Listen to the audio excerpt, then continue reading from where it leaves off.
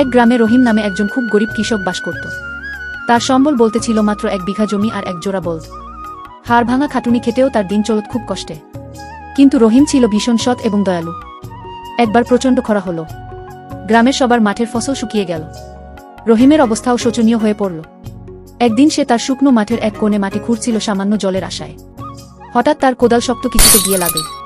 মাটি সরিয়ে সে দেখল সেখানে একটি পুরনো পিতলের কলস। কলসটি খুলেই তার চোখ কপালে উঠল। সেটি চকচকে সোনা আর রূপোর মোহরে ভরা।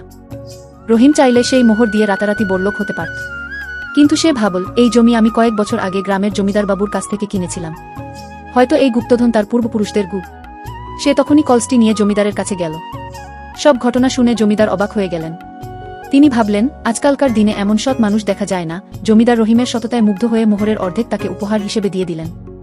রহিম সেই টাকা দিয়ে আরও জমি কিনল এবং আধুনিক চাষাবাদ শুরু করল। কয়েক বছরের মধ্যে সে গ্রামের সবচেয়ে সফল কৃষকে পরিণত হল।